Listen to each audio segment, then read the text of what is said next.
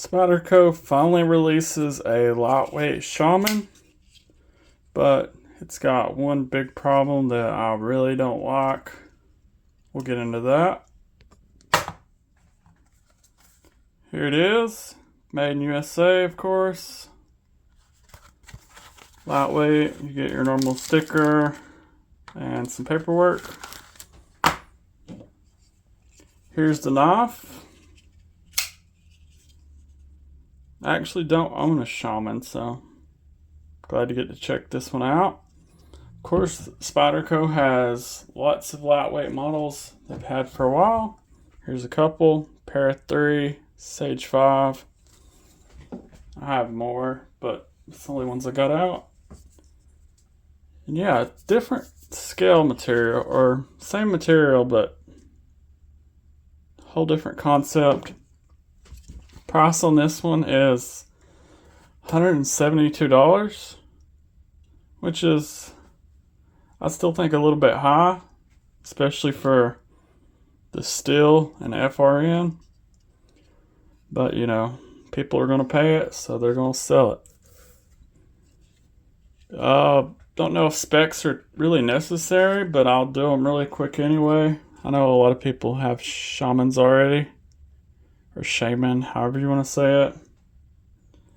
3.58 inch drop point blade, stonewash finish, flat grind. 3.7 millimeter blade stock, or 0.145 inches. Let's see if it's sharp.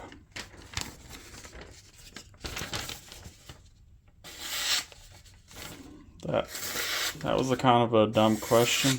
Spyderco's always come sharp. They do take pride in their edges and their steel. That's one thing I love about them.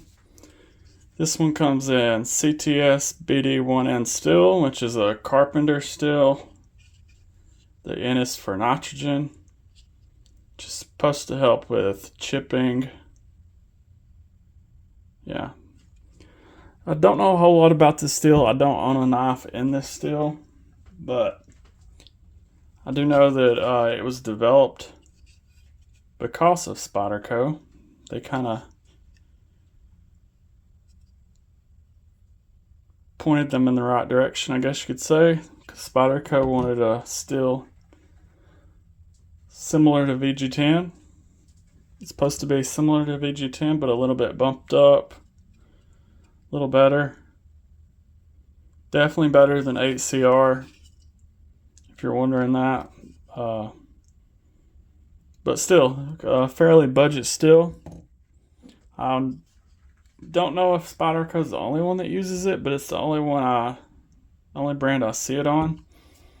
Spyderco does have their own steels though, like with Spy 27, which is definitely better. So yeah, you're not going to get a ton of edge retention, but it's a decent steel for the right price. I think 172 is not the right price, but that's your opinion. However you want to roll. Knife's 8.25 inches. Here's it beside the Paramilitary 2 and the Para 3. It's pretty similar to the Paramilitary 2. Well, my Mannix has a clip on the back making it a little bit longer, but it's a little bit longer than the Mannix normally, and definitely bigger than the Yojimbo 2. 4.7 inch handle, 0.54 inches wide. Looks like T6s. I lied, it's T8. And the weight on this, it's a lightweight, but 4.75 ounces, which is not that lightweight.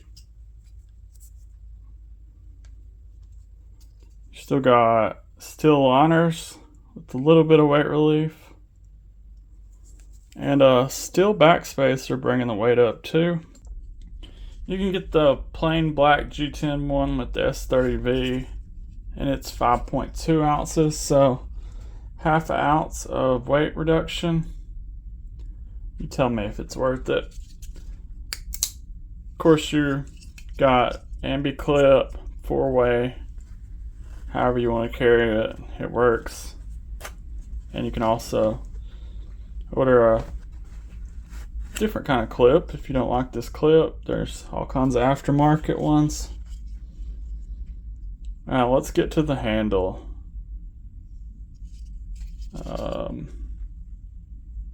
Looks like it's flat, chamfered edges, FRN. And in case you didn't know what the knife was, it's labeled for you. But look at this texture. If you're thinking, that kind of looks like sandpaper. Well, you would be right.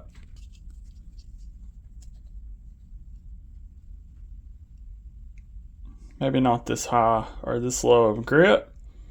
It's almost like they put it in a mold and then wrap sandpaper around it to get that texture. But you think, oh, it would be grippy. And it is grippy. But it's way too grippy. Like, it feels like you're holding a knife wrapped in sandpaper. Just to be thorough, I'm going to let you know what grit it feels like.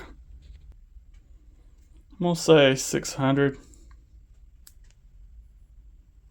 So, much it won't tear your skin up, but it doesn't feel good. If you heard me pulling it out of the pants pocket,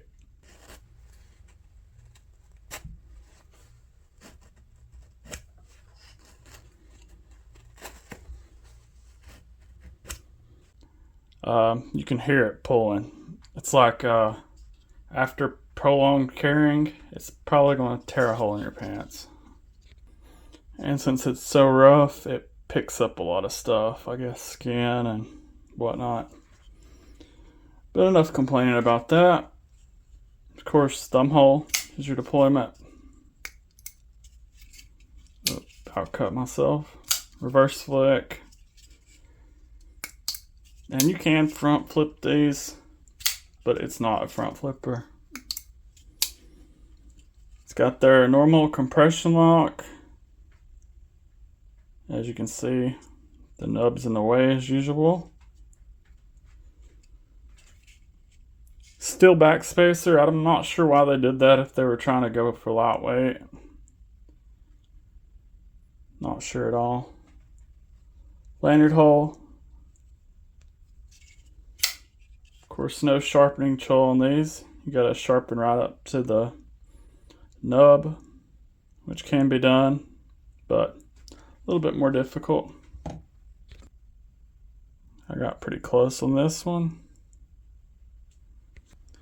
Comfort wise, I think I've already mentioned that. If it was different scales, it is a comfortable knife. Dislikes, which I've probably mostly already talked about. But there's one problem with the Shaman that's on every knife, and that's this nub, which doesn't affect anything until you close it. Comes up right here. And if you're holding, let's say you close the knife and you're holding the compression lock down, it hits you right in the finger. Not sure why they do that. Of course, you can buy a CME, put right here to make it a little more comfortable. I do believe they make them for these. And it's not that lightweight. That is definitely the whole point of the knife, but 0.5 ounces lighter. Is that really going to make a big difference in your pocket? And of course, the biggest and worst dislike is the sandpaper, FRN.